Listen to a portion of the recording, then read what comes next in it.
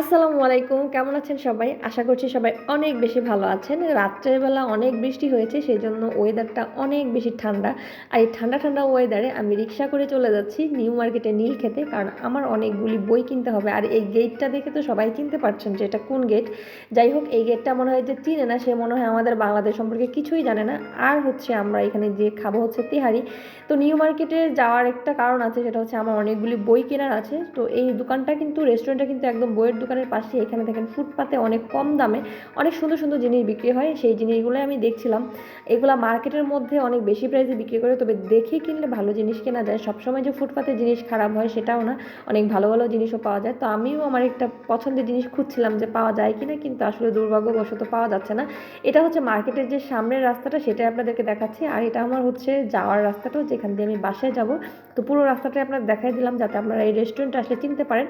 আমি আজকে খেতে যাব হচ্ছে রয়্যাল তেহারি হাউস, যেটা হচ্ছে নীলক্ষেত রয়্যাল তেহারি হাউস। দোকানটা একদমই ছোট, একটা টং দোকানের মতো, কিন্তু ভিড় লেগেই থাকে, কারণ এখানে সব স্টুডেন্টরা খাওয়া দাওয়া করেন। বিশেষ করে ঢাকা কলেজের স্টুডেন্টরা, ইডেন কলেজের স্টুডেন্টরা এখানে খেতে আসে। যে আঙ্কেলটাকে দেখছেন, এই আঙ্কেলটার এই দোকানটা, মানে এই রেস্টুরেন্টটা, উনি 40 বছর যাবত এখানে বিজনেস করেন। উনি স্টুডেন্টদের জন্য অনেক কম প্রাইসে এই রেস্টুরেন্টটা ওপেন করেছেন, যাতে স্টুডেন্টরা তাদের মন মতো করে ভালো ভালো খাবার খেতে পারে।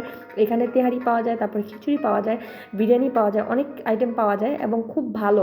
আসলে পরিচিত যারা, তাদের সাথে অনেক ভালো ব্যবহার করেন, অপরিচিতদের সাথেও মোটামুটি আমার মনে হয় অনেক বেশি ভালো ব্যবহার করেন। তবে এখানে যাওয়ার পরে যেটা হয়েছে, আমার মনে হয়েছে এটা ইন্ডিয়ায় যে নিউ মার্কেট যেরকম খাবার দেয়, এখানের তেহারিগুলো সেরকমই দেয়। তার কারণ হচ্ছে ছোট্ট একটা প্লেটের মধ্যে দেয়, যাতে দেখা যায় কোয়ান্টিটি অনেক বেশি। আর এখানে একটা পেঁয়াজ, একটা কাঁচামরিচ, একটা হচ্ছে লেবু দেয় ছোট্ট পরিমাণে। আপনি চাইলে আপনাকে আরও দেবে, কিন্তু এরকম একটা একটাই দেয়। আর এখানে যে মামাটা ছিল, সেটা আমার অনেক পরিচিত, কারণ আমি মাঝে মধ্যে এই মামার কাছে খেতে যাই। আর মামাটা আমাকে দেখেই চিনি বলতেছে, আপু আপনি এবার অনেক দিন পরে এসেছেন। যাই হোক, আমি খুব মজা করে খাচ্ছি, কারণ আমি ভীষণ ক্ষুধার্ত ছিলাম। নিউ মার্কেটে অনেক বেশি কেনাকাটা করার পরে আমি লাস্টে খেতে এসেছি, এবং আমি ভাবছিলাম যে দোকানটা মনে হয় উঠিয়েই দিয়েছে, কারণ আমি খুঁজেই পাচ্ছিলাম না। কারণ এর সামনে থেকে আমি রিক্সা করে যাব। আপনারা যারা নিউ মার্কেটে আসবেন, অবশ্যই এই তিহারি হাউসের তিহারি খেয়ে যাবেন, নীলক্ষেত তিহারি হাউসের।